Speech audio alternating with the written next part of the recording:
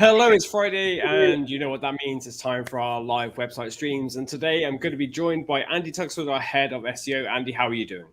I'm doing good. How are you, Dale?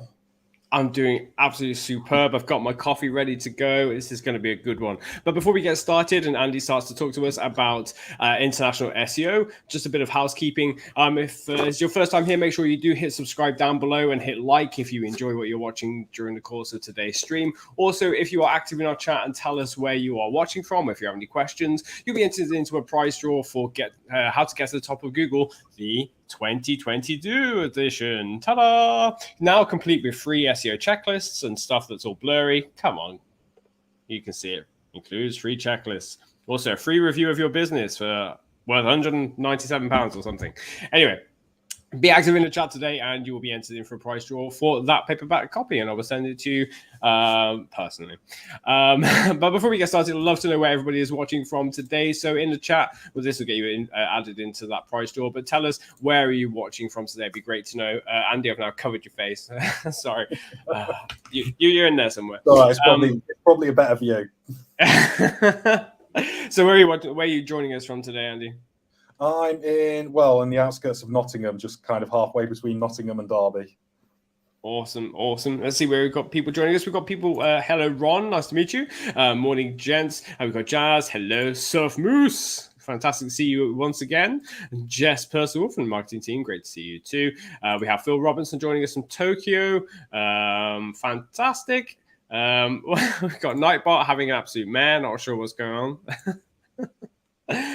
Luke from Telford, fantastic. Surf Moose from Bournemouth, super. Well, we've got a lot ahead of us today, so going straight into our presentation. And what we're talking about today is international SEO. So here we go. Getting started with international SEO. If you do have any questions at any point about anything that Andy has to say about international SEO or the technicalities that are involved with this, do keep those for the end. If you do drop them into the chat now, I will pick them up at the very end of the stream. But yeah, we'll answer all the questions towards the very end. So, Andy, perhaps you'd like to get us started with telling us what international SEO is. So what is international SEO? So essentially, as the name suggests, it's taking your SEO international, applying your SEO, the search engine optimization you're doing to your website, to apply to an international audience, to get international traffic. So it can be an incredibly exciting time for a business when you're looking at international SEO and you're starting to consider taking your first steps out into it, because, expanding your business to other countries, there's all the potential new markets you can open. So it can be really exciting for a business. Getting ready to take that step might not be as exciting for your web team, because international SEO brings its own unique headaches with it and extra elements for them to be dealing with. But yeah, that's basically it in a nutshell. Taking your website's SEO, your ranking potential, your search strategies, and taking them to an international market. So it sounds to me that there's probably quite a lot involved with SEO, international SEO. I mean, I know personally SEO is quite a complicated subject. With international SEO, it gets even harder, especially when you start bringing in those other teams. So how do people prepare for international SEO? Perhaps that's what we're going to talk about next. Yes, so preparation is a huge part of international SEO. You've got to prepare for it, because there's several different ways of doing international SEO. And no one way is right and no one way is wrong. You've got to weigh up the pros and cons of each for your specific situation and work out which way you want to go. But preparation is so important, because if you go the wrong way, or you go a way that you later then decide to reversing it and then you can't just turn it off and start doing the other way. You've got to unpick everything you've done and take it all back and then apply what you want to apply on top. So it can be a huge task. So preparation is everything in international SEO game. Make sure you know exactly what you're doing and how you want to do it before you start. You've also got, on the business side of it, not necessarily the so much SEO side of it, but the business side of it, if you pick the wrong markets to expand into, that can be a huge impact on your business. It can be a huge expense getting this international the international parts of your website set up and trying to get those off the ground. And then if they don't go anywhere, that could be potentially it could be devastating to a business. So it's really important to prepare and make sure you get it right before you get started. And then once you get started, that's when you need to start putting all that planning into action to make sure you actually get a return for this money, this time and resource and money you're putting into your business to grow it internationally. Okay, so what will the next steps be as you start to prepare for SEO? What are we going to be looking at first? So as you start to prepare, the first thing you need to decide is which markets you want to expand into. So you need to consider where you're going internationally. So the world's a big place. There's lots of different markets you can go into. So you need to start thinking, actually, where are you going? And one of the first things to do, and what I often see overlooked with businesses, is consider your existing customer base. There's a reasonable chance you're getting some of the customers coming to your existing site might be speaking another language, might be coming from another country. So take a look at them and see where that's a really good indicator of where the potential opportunities for your business might be. If you're a UK-based business and you're getting a lot of web traffic from France, for example, well, it's really worth having a look to see if France is a potential for you to expand into. You're already getting the traffic there. It might be a case of, as well, you don't necessarily have to build a new, like a French version of your website. You might just want to expand the language rather than trying to build a specific France element to your business. You might just want to add a French section of your website. If you're already getting French customers, for example, then serving them in their native language and creating content for them in their native language, you're going to pick up more and you're going to make it easier for them to interact with your site and ultimately convert on your site.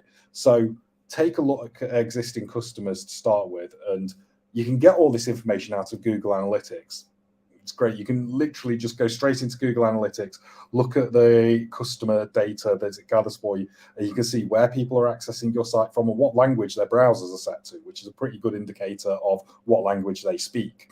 So you can pull out that information. You can start to see, are people from other countries accessing your site?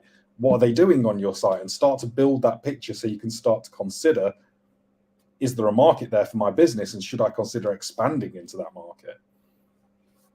So that's information that you should have already. So you should already have Google Analytics set on your site. That information's there already. You can just access it. Another great tool is, sorry, Dale?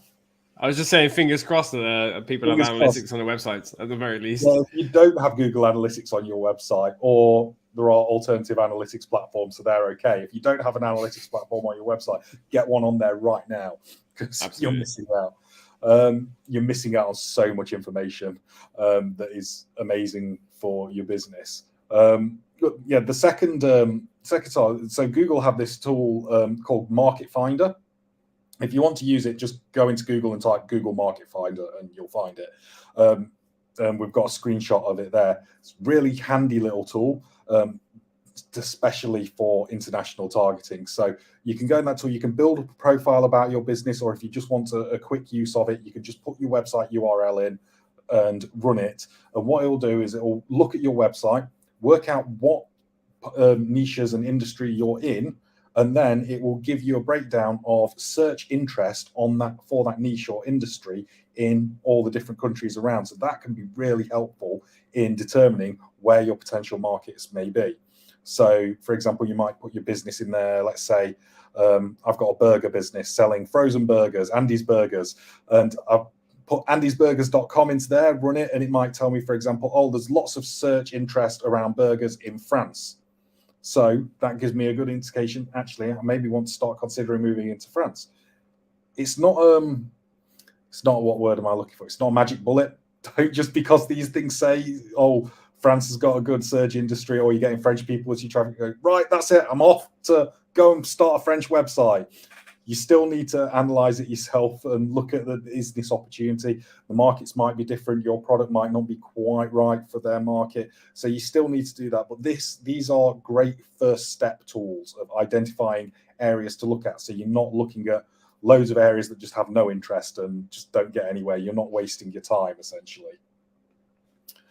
And then the next point is determine how your offering will differ between regions. So this is really important. You need to determine this before you start determining how you're going to start international targeting your SEO.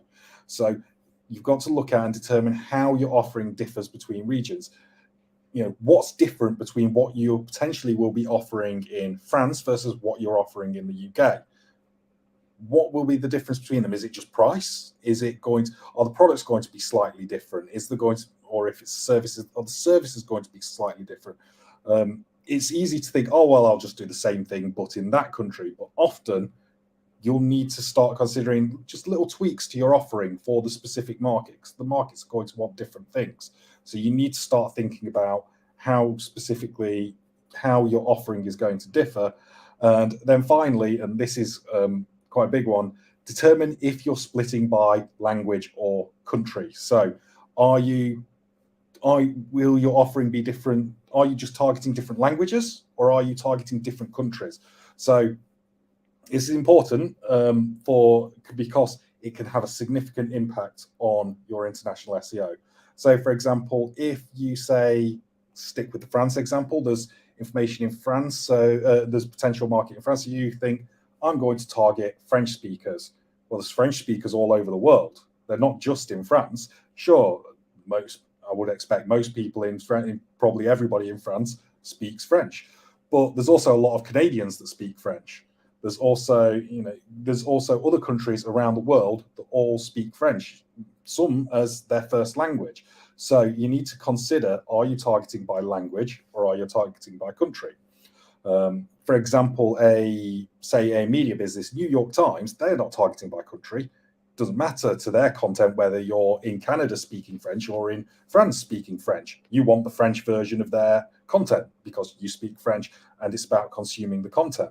But if you're, for example, in an e-commerce business, the country is going to make a big difference because you've got to ship the product to that country, or you've got to provide the service in that country. If you target on French and you're only offering the service in France and French Canadians are landing on your site, they're going to end up being disappointed because they can't get your service. So you need to determine which one you're doing. Is it language or is it country? And that's going to vary depending on the specific business that you are in.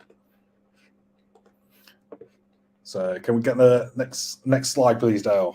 We absolutely can. Thank you. So before we move on a bit more, we just need to touch on a few points about URLs, because these will apply to, it's important to understand these parts of the URL because they apply to how you do international targeting. So when it comes to international targeting, there's three important parts of the URL. You've got your subdomain, your country code top level domain, that's the CCTLD, and your subdirectory. So your subdomain, we've highlighted it there in the example URL. Many sites, these aren't used. Some sites they are. So your subdomain is whatever you want to call it, it's free text field, but if you were doing international targeting, it'd probably be the country name or the letter code for the country. So if you're targeting France, it'd probably be FR dot and then your domain name. So your subdomain, it's a little different. It's a little weird in how it acts with your site. So it's part of your main domain, your main site, but it's separated off.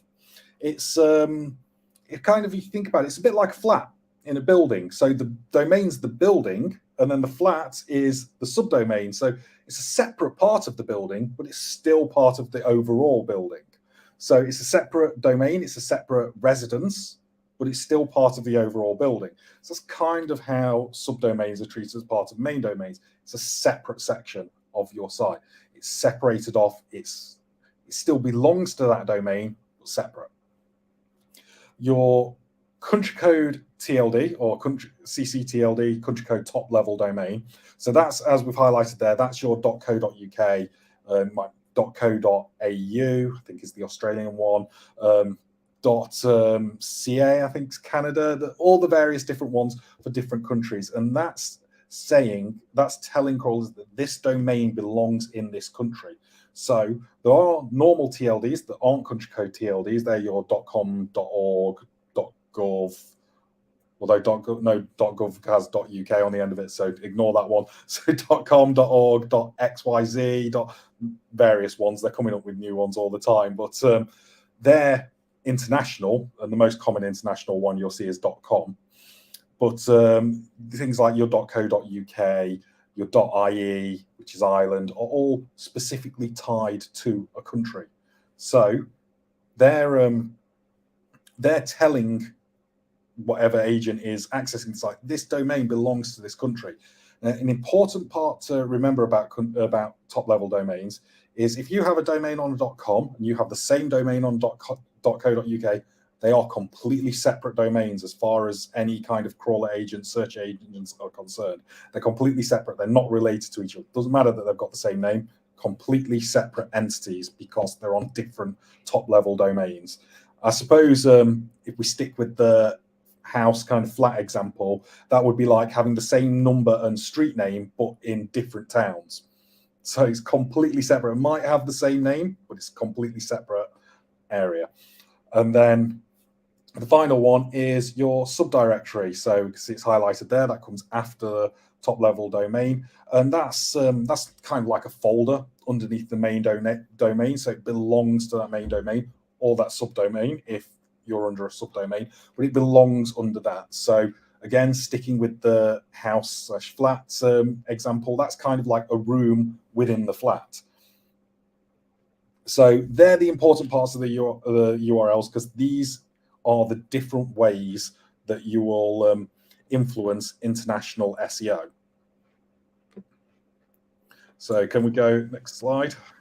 Absolutely. I absolutely love that analogy of using like a flat in an apartment and an apartment block and so on. I think that's absolutely great. So yeah, subdomains that we're going to be talking about next. Yeah, and here's an example of one. Yeah, here we've got a live example of a subdomain in the wild. So country code subdomains, in my experience, these are the least commonly used, although I've not got any hard data to back me up, so don't quote me on that. But from what I've seen, generally, these tend to be rarer. You don't come across them as often. So make of that what you will. There is... I don't believe any one particular method is better than the other. They each have their own pros and cons, and you need to determine what is the best tactic for you to take with your specific business. So subdomains can be used for either language or country targeting. So as we mentioned earlier, you've got to determine, is the main difference, are you targeting on language or are you targeting on country? Either one, if you're doing them, subdomains can be used. So it works the same way regardless of which one you're doing. So you don't need to worry about doing it in a different way if you're doing one versus the other. The actual implementation all works the same. All content on the subdomain must be targeted at the same language or country, depending on which one you're targeting. So this is really important. You must, if you're separating your content by subdomain to target a language or a country, keep it all the same, uniform in that subdomain. So otherwise, it just confuses crawlers. So crawlers like Google, they'll access your site. They'll start to get confused about what actual language or country you're specifically targeting, and that can then start to cause problems. You're not going to rank very well if Google doesn't understand your content and your targeting. So you might be wondering, why would you mix it up? But if you think, for example, if you're targeting by country, there's many countries that speak English as a primary language. So don't mix up that content. Don't have UK content mixed with US, mixed with Australia. Make sure it's separated out and kept separate. So one advantage of the subdomain is that it keeps content separate. So you can set up your subdomain so you've got unique logins for each subdomain on your site. That can keep your content separate, which can help avoid against human errors. So for example, you would hope you won't get too many human errors, especially if it's in a different language, because you would hope somebody would notice, I'm supposed to be working on the English site and hey, everything's in French. Why?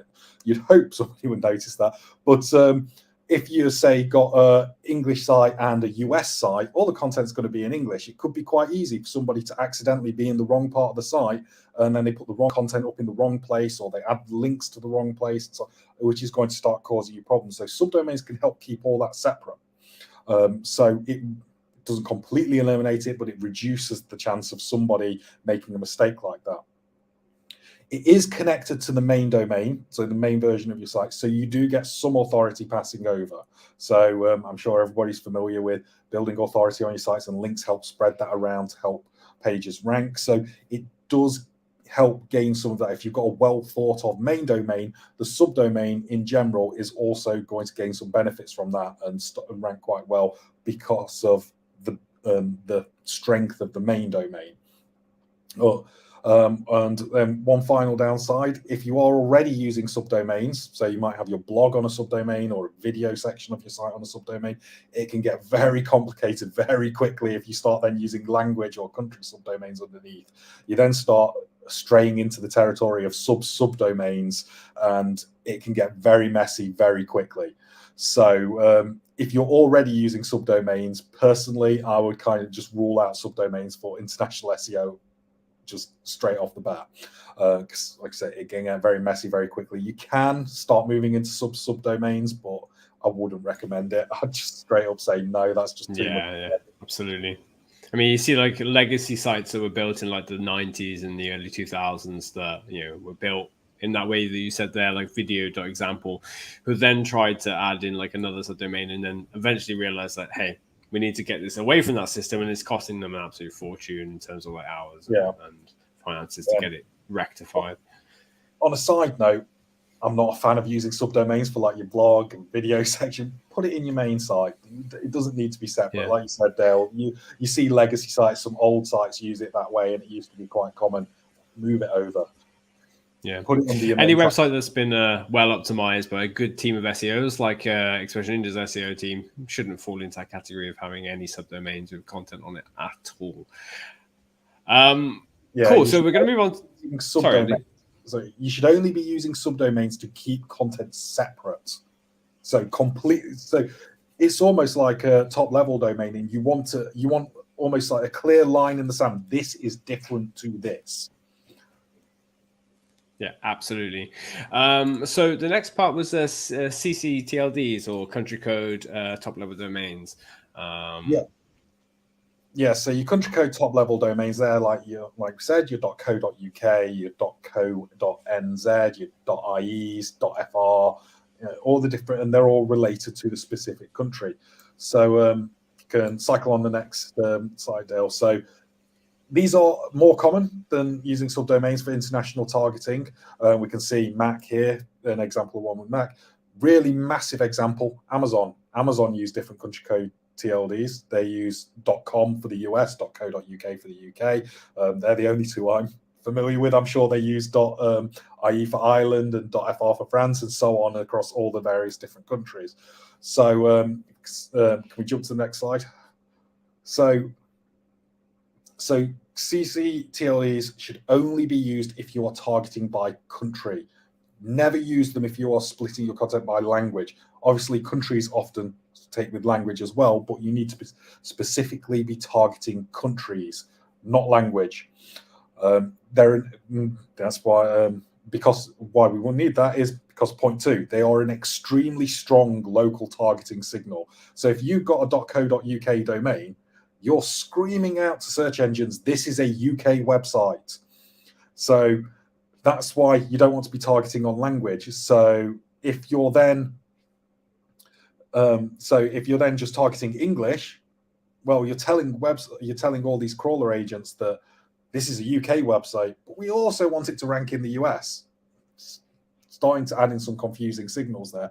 So country code TLDs can be great if you're targeting by country and spreading out, because, like I say, they're an extremely strong local targeting signal. You almost don't really need to do much else to signal to crawlers what site it is. If you set your site on a, thanks Phil Robertson, .co.jp site for Japan, it's really obvious to everybody that accesses that site, this website is for Japan. So you almost don't need any other local targeting signals. Not to say you shouldn't have them, you definitely should, but you don't necessarily need them just for the local targeting signal because it's really clear. So, but some of the downsides of country code top level domains are significant. So it's a brand new domain. Like we said before, it's a completely separate domain, not connected to your main domain at all. So you're starting from zero from an SEO point of view. It's the same as buying a brand new, never used domain and putting a new website up on it. It's completely unconnected. You can make connections through linking between the two and various other elements, some of which we'll touch on in a bit later. But it's a new website starting from zero. So you've got a lot of your work cut out of your head of that. You've got no step up. So it allows greater personalization towards localization. You don't need to worry about matching to structure of the other language versions of your site or anything like completely separate. So you can do what you want on it and make it completely unique to that localization. Like I say, lots of work to build authority though. You're starting from zero and you're adding extra working for your web teams as well. You're going to need more resource to manage it because now you've got 2 websites to manage. It's not one website with a separate section. You've got 2 websites to manage. That means you need 2 link building campaigns. You need 2 web teams looking after them. You need, everything's doubled basically. So you're adding that lot of extra work in, but it can be worthwhile in certain circumstances. Like I say, it's an incredibly strong local targeting signal. I remember one story of an e-commerce store. It may have been Amazon. I can't quite recall, but I remember they were doing out of house or out of office advertising in the street on billboards, whatever, and they were having like a really low conversion rate from that. They weren't getting much traffic from those adverts, and they tried like A/B testing it. They tried changing it to like a .jp, .co.jp or .ie or something like that. Tried to localize the domain that was listed, and traffic went up. It was like locally people just were less trusting of a .com because it felt too international or too big, or it just didn't feel like it was local to them. And since then they've had like, I can't remember which brand it is, but yeah, they had way more success with offline advertising by localization rather than just having a .com for everyone. That can certainly be a factor, and certainly for big businesses where if you see a .com, you think, oh, that's going to be the American site. I don't want the American site. And it can put you off. And certainly as well, like I said earlier, you've really got to plan this through and think it through for your business. If your business is something that's servicing people where a local element is desirable, a big .com creates this big corporate or international kind of image in people's mind. That might be a bit of a turn-off for some of your customers. It might. So having a .ie, if you're targeting Ireland, could be I can see it's an Irish site. Possibly means it's an Irish business. Might not be, and I'm not saying mislead your customers, but people make assumptions, and there's nothing wrong with people making assumptions. So they might say .ie, oh yeah, that makes me feel more comfortable that they're going to understand me as a customer, which can help your business. So there's these factors you've got to consider as well. So country code TLDs can be a good point of call from that point, but like I say, you've got a lot of work ahead of you. They're probably out of the 3 methods, the most work to get them going, but they do have some strong benefits as well. Yeah, we have an upcoming webinar with somebody from our conversion rate optimization team, and we're going to be talking about trust signals. It's something that we talk about in our live website reviews often, which is about how you demonstrate how trustworthy your brand is on your website. But that's after you've got people onto the website. So just a little change like this can already get the ball rolling of getting people thinking that this website is trustworthy. But as Andy said, you could sacrifice a lot of time to having to manage 2 independent websites, having to build links to 2 completely different websites and so on. The next part you're going to be covering is subdirectories. So just a little reminder on what those are, Andy. Yeah, so subdirectories, these are or sometimes called subfolders. They're, as you can see there, they come after the top level domain, after the domain name, like the homepage URL, the full domain name, they come after it. So these are, like we said, they're kind of like the room in the flat. So they're a section of your site, but it belongs to the domain. So it's not a section of the site that's connected to the main domain, but separated. It's a section of the site that belongs to that domain. So that's your subdirectory. They appear like that in URLs. They belong to the main domain. So these have the closest relationship to your main domain, and these will get the most benefit out of the authority the main domain has. So can we cycle on? So you can see here is an example in the wild. As you can see, they're often main domain / country code / /GB / US / JP, etc. You don't have to use the official country codes in these. You can put whatever you want in there. Generally, you would, because it makes more sense. It's easier to understand. But you could really call them whatever you wanted if you really wanted to. So they can be used for either language or country targeting. So similar to subdomains, they can be used for both. Doesn't matter which one you want to go for, which one you are going for. It maintains authority from the main domain. So like we said a moment ago, these have the closest relationship with the main domain. So retain much more of the authority from the main domain, and you can get the benefits from the ranking from the main domain if the main domain is quite mature. You've built a decent link profile and it's doing well, it's well thought of. These will gain the most benefit from that. Can increase the chance of human error. Like we mentioned earlier, you can't put these on a separate login. They can't be a separate section. It's all under the same part of your site, the same CMS. So you potentially going to have problems. You could potentially have problems there, especially if it's a big site. So if you've got a smaller site, so let's say 50 pages and you're moving into a new country, say you make 50 new pages, 100-page site isn't that big, shouldn't be too much. But if you've got an e-commerce site and you've got 5,000 pages, then going up to 10,000, that's a lot more pages to manage. It can increase the chance of human error and somebody maybe making a mistake, putting the content in the wrong place or linking to the wrong place. So you need to factor that in. No extra web management resources are needed. So unlike country code TLD, it's all under the same CMS. You don't need any extra web management resources. You don't need an extra domain to be hosting or anything like that. It's all under the same place.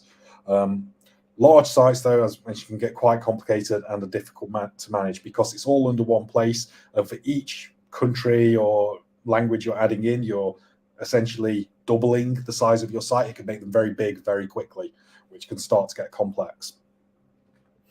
So those are the three those are the three ways of managing your international SEO on your actual website and how you implement it. So like we said at the beginning, you need to plan it. So you need to consider what you're doing, consider the three different methods and work out which one's best for you, which one fits with your site and what you're trying to do and how you're selling your products or your services, how you're presenting your site, which one fits best.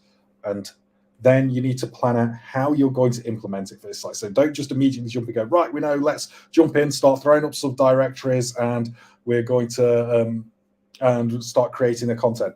You need to start planning it out. And now we're going to move on to some of the more technical elements of international SEO that need to be planned, that need to be factored in. And as you start creating this new content, you need to start factoring these in and building these into the content that you're creating.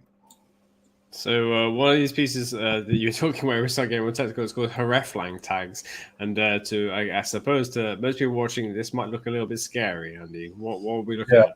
So these can be these can be quite scary. And in my experience, most commonly the place where people go wrong because they don't understand them. They do something wrong on them. There's a few core rules that you've got to follow with Hreflang Tags. And if you get them wrong, it can start to cause you problems. So these are essentially they're tags, meta tags that you put in your website, so users can't see them. It's just sat behind the page in the code, and they exist entirely for crawlers, and they help to explain to crawlers the relationship between different language versions of the same page. So you can see here where it says on each tag it says link rel equals alternate. So that's telling crawlers that this is an alternate resource for this page. So it's telling it this link is an alternate resource for this page. And then you've got the Hreflang element, which is explaining the language and the country that that resource is connected to.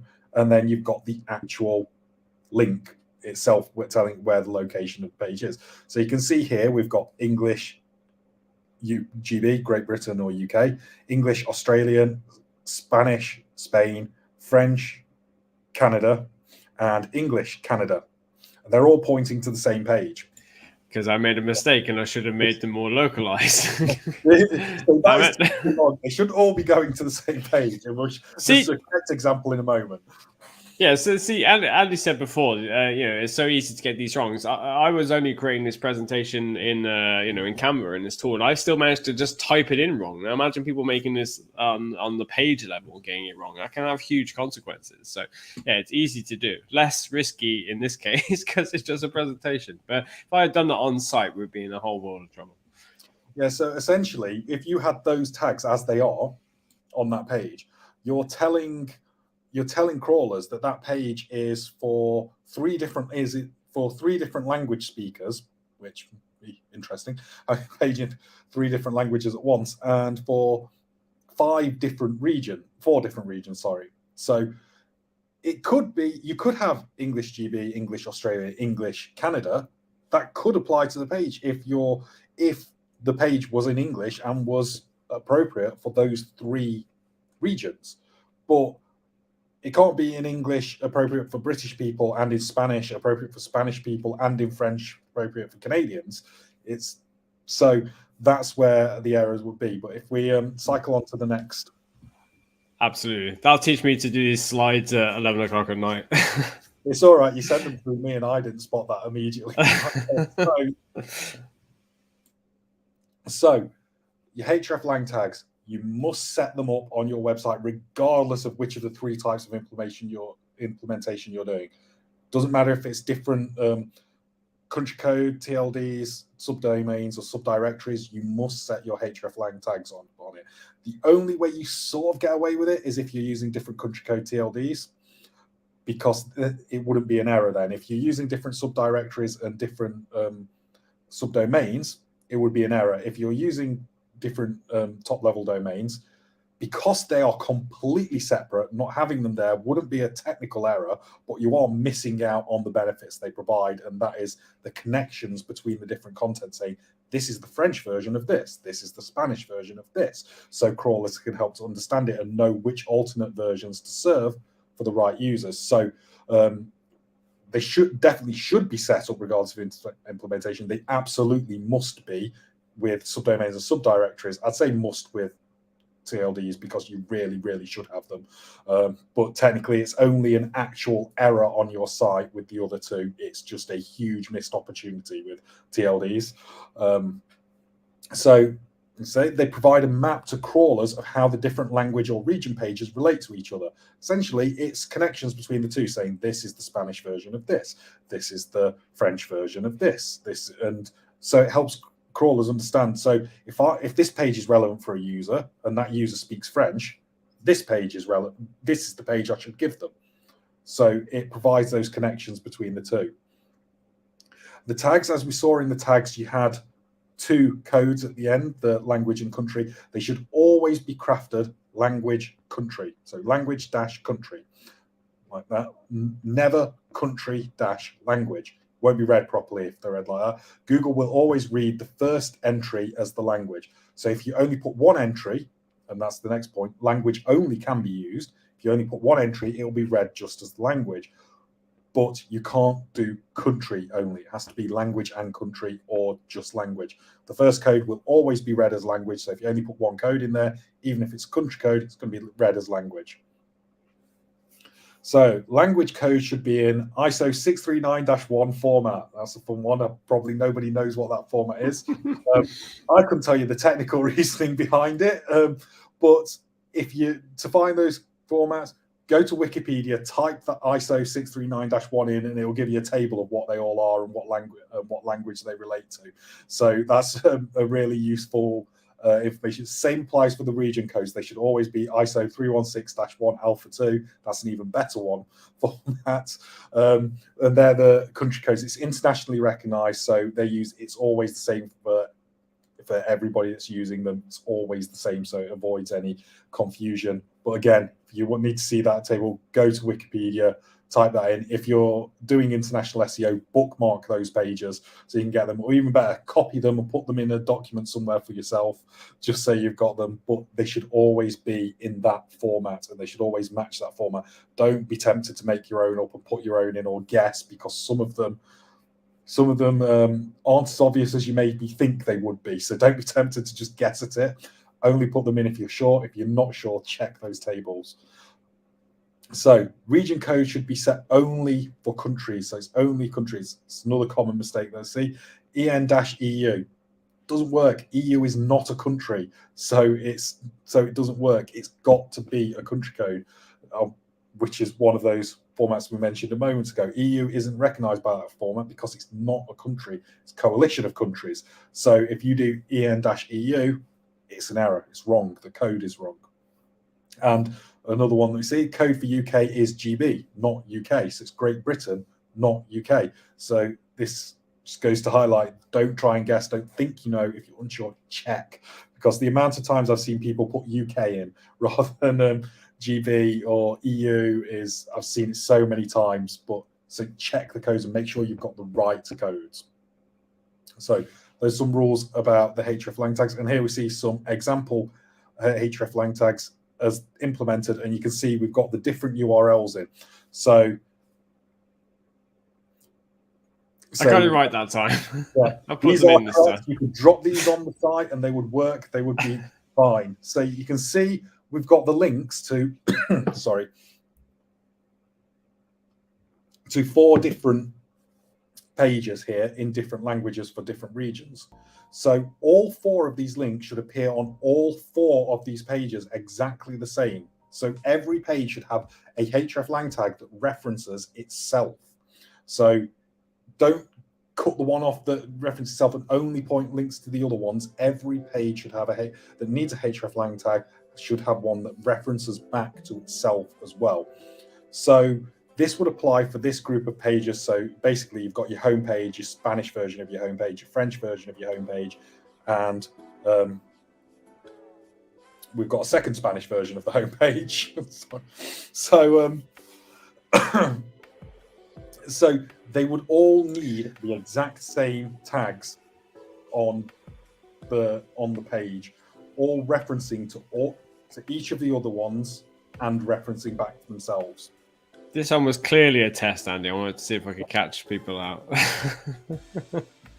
Because clearly that does not match that. Yeah. Cool.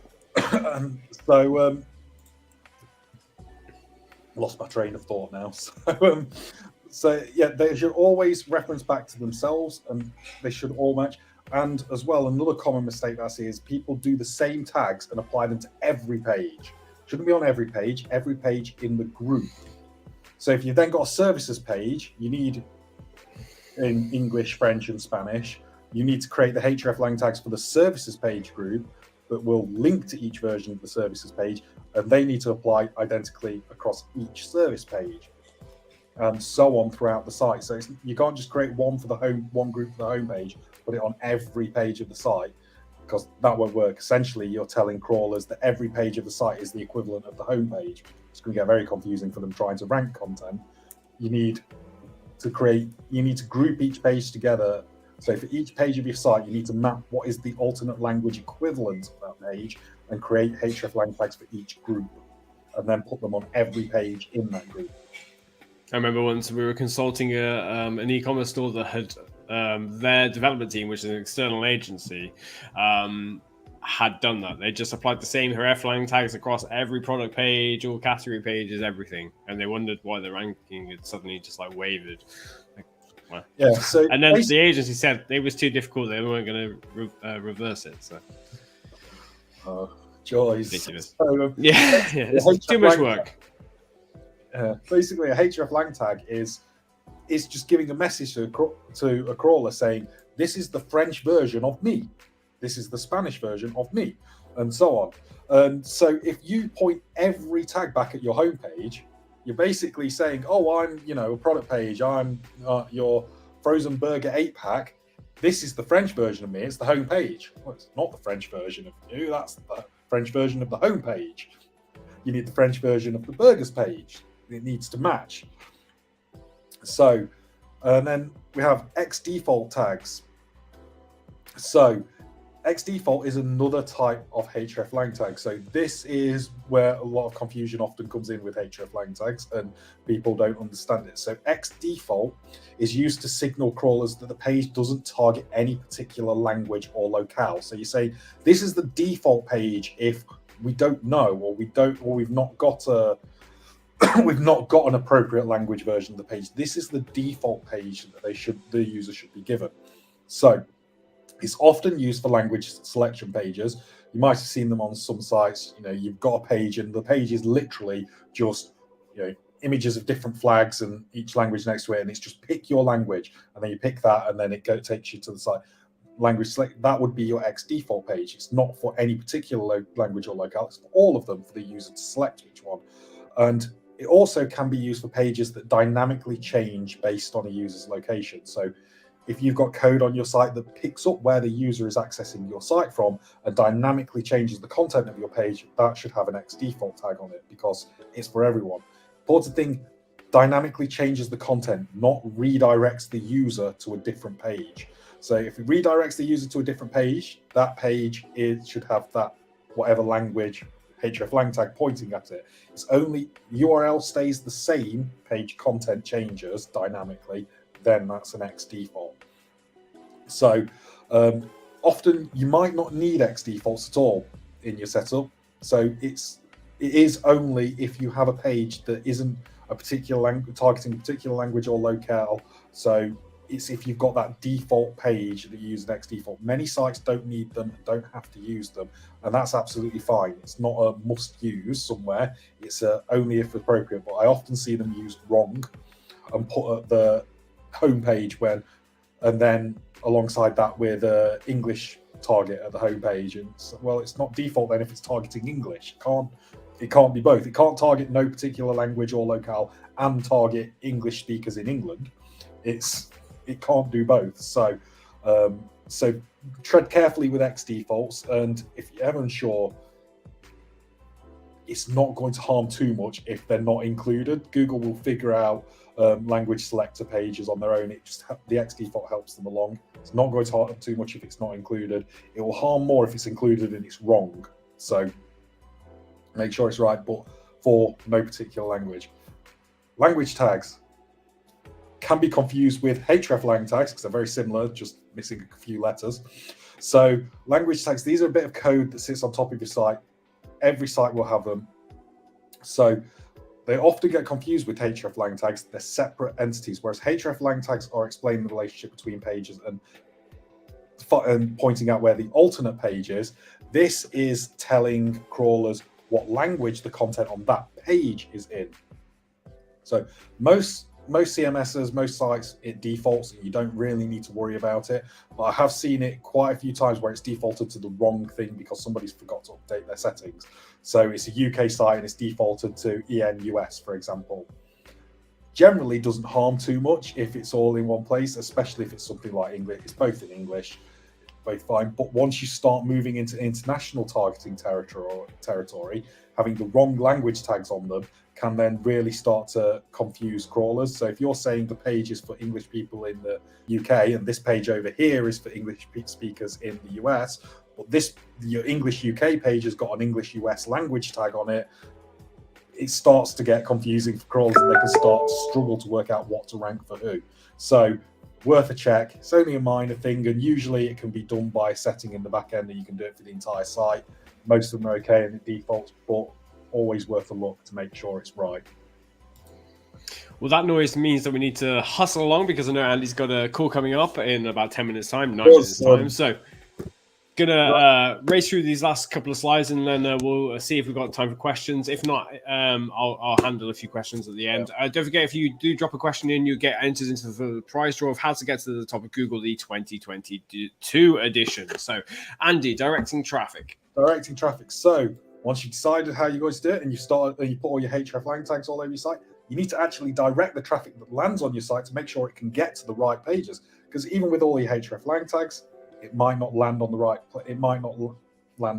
page. So you've got 3 ways you can do it. 3 most common ways.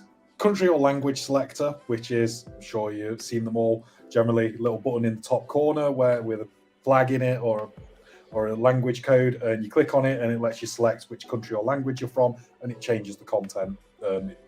So it changes the content to that country or language. Automatic redirect. So you build your site to detect where the user is accessing the site from, and it automatically bumps them over to that version of the site. Or consensual redirect. So you'll probably see these. I know Amazon use them, so you may very well have seen them on Amazon. If you go to Amazon.com and you're in the UK, you get a little pop-up that says, "Oh, it looks like you're in the UK. Do you want to go to Amazon.co.uk?" And you can click yes, send me there, or no, I want to stay here, and it will move you or leave you there as depending on which one you select. So again, each have pros and cons. So the country language selector, it allows users to freely navigate your site. So if users have a legitimate need to, say if they're in the UK and go to the US version of the site, they can easily get there. It's easier for crawlers to understand, and that's because it increases page interlinking, which is the next point, which helps share authority, because each one of those language versions is basically a link to the other language version of the page. So it increases interlinking, so it helps spread that authority around across the site.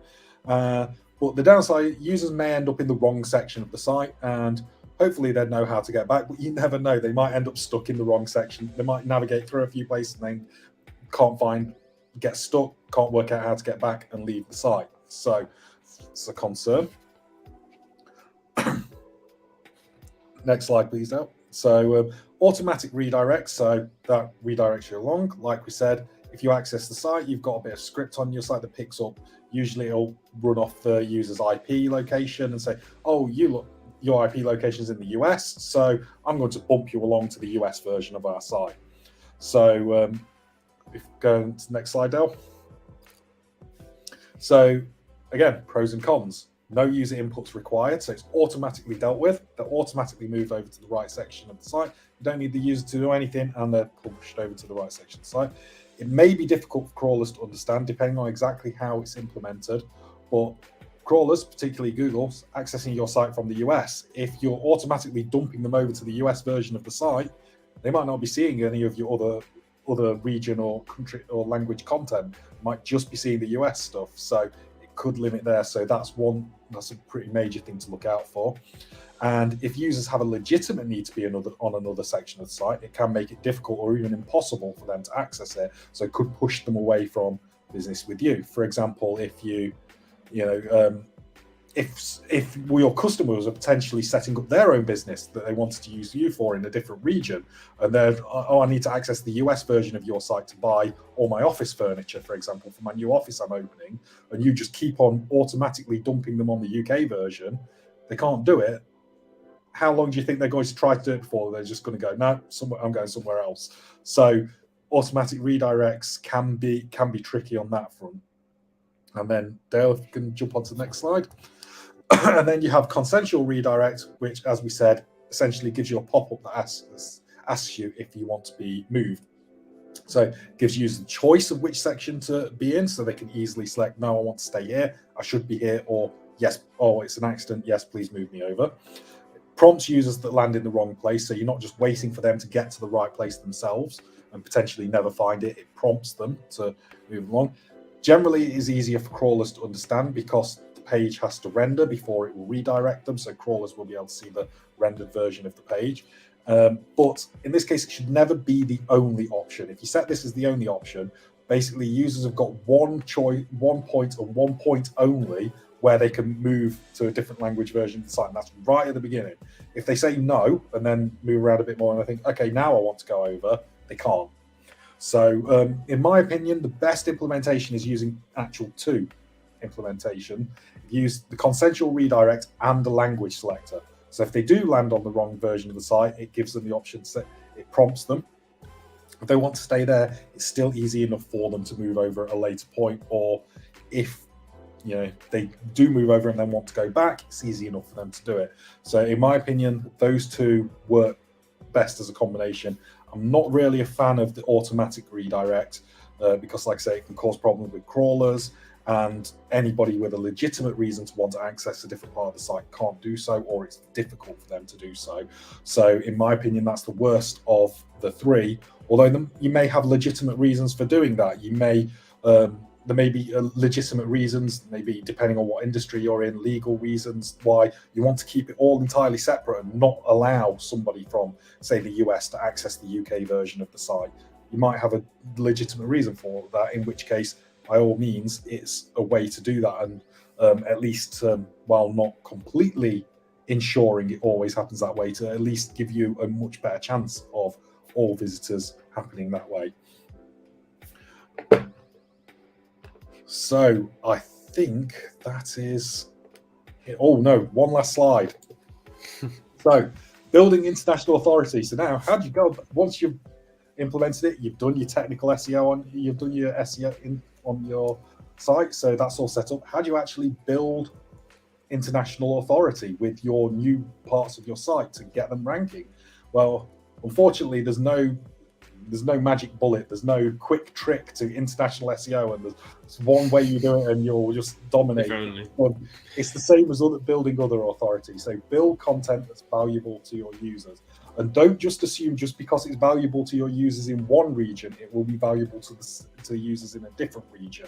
They may have slightly different wants or needs. In fact, I'll almost guarantee they'll have slightly different wants or needs. They may have significantly different wants or needs relating to that product. So don't just assume that you can just take the existing content and just port it over. Create content on topics that are important to your target audience, similar to valuable for your users. Just because it's important and interesting to people in the UK doesn't mean it's going to be important and interesting to people in France. So you may need to review your content and have, well, essentially different content plans for each region. Write unique content. And what I mean by that is don't just take your content and run it through Google Translate. It doesn't work. It's terrible. So you'll need to engage somebody if your content is valuable for both markets and you want to translate it, find somebody who can actually translate it, not just run it through a program. Find that you're a native, not necessarily a native speaker, but a fluent speaker who can translate that content for you, because especially if your website tone is maybe not quite as formal as other websites, a bit more playful, idioms, terms of phrase don't translate well and don't translate properly. So just running it through a translate program, you're likely to have a lot more problems. And at best, Google's going to review the content and think it's terribly written, which means you're not going to rank very well, because it just does. Direct translations just very rarely work. Direct word-to-word translations. I mean, if you think of it, like, Google's going to probably compare, like, is this translation the same as our Google Translate version? Yeah, probably. So let's discount it because it's not, authoritatively written. Build links from the target location. So this is a big one. You've got, say, you start as a UK business, you're building your links, you've got your backlink profile from other UK websites, and then you expand into France. The UK, they're not meaningless, they're not valueless, they're still adding value, but they're not going to be as good, especially for ranking your new French content in France, as links from French websites. So start thinking about building link building campaigns from the region you're expanding into. Start building those links, because they will really help cement your position in that new region. And say, do fresh keyword research and optimize your content. So like with the actual copy, keywords, don't just because it's your number one valuable keyword in the UK doesn't mean the French translation of that keyword is going to be your number one valuable keyword in France. It could very well be a completely different keyword. So make sure you do some fresh keyword research and work that out for yourself before you start throwing time and resource optimizing for something that you end up not wanting to optimize for. A prime example of this is, and this is even in the same language, football and soccer. You're a UK site and you're selling football memorabilia. It's great, you might be ranking well for that, but if you expand into the US and you target football memorabilia, it's going to be completely wrong. And that's the same language. So don't just take it for granted that, I know what this is my number one keyword, I'm certain of that, we'll just do the French version of that. it might be right, and lots of times it is, but it also might not be, and you don't want to waste your time going after that keyword and then find out, well, actually nobody's searching for this because they call it something different in France. Yeah, absolutely. Now, Andy, I know you need to run off now because you've got a really important call. So I just want to say thank you on behalf of everyone who's been watching the stream today. It's been super insightful learning about international SEO, especially from pros such as yourself and from an award-winning head of SEO. So thank you ever so much for joining us on the stream. I'm going to grab the questions from the chat now. So if you do have questions, please drop them. But otherwise, again, thanks, Andy. If you appreciate Andy's insights, drop a like now. Andy, you can run off as soon as you feel ready. Thanks, Dale, and thanks everybody that's listened to me talk at them for an hour. So thanks. Hope thanks a lot, Andy. Found it useful, and I'll catch you later. Catch you later, Andy. Bye. Bye. Cool. So there's a couple of questions in here, which I'm going to just go through now. If you do have questions, now's the time to drop them in. Where's my split screen? Here it is. So yeah, questions and answers. Ask your questions in the chat, and I'll pick someone who's asked a question or just said hello to get a copy of How to Get to the Top of Google, the 2022 edition. Indeed. Cool. So questions we have one from Phil Robertson, who says, if you have a hierarchical or multilingual website with a language selection function, when the user switches language, is it better to redirect them to the top page in the new language or to the equivalent page in the hierarchy in the new language? You want to go like for like. So you want to take them to exactly the same page they're on. So for example, Andy used a great example there about when you're shopping on Amazon, although other e-commerce stores are available. You'll be looking at a book on the Amazon.com US site, and it says, "Hey, do you want to buy this book in the UK instead?" It redirects you to the exact same product page, but on the .co.uk domain instead. So, where possible, you want to make that transition seamless and just take them exactly where they were before, rather than taking them to the homepage. Because if you would then take them back to the Amazon homepage rather than the product page itself, you have to start your search again, start searching for the title. Maybe you can't find the exact version. Was it the 2021 edition, 2022 edition? It starts getting complicated. You're making it a bad buyer journey, a bad sales journey. So yeah, like for like.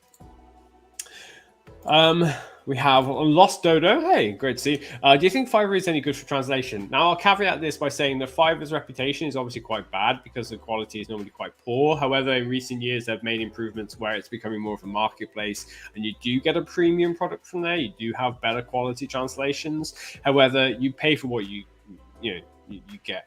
You get what you pay for. So if you paying £5 for a translated article of 1,000 words and you expect it to be high quality, it's not going to be.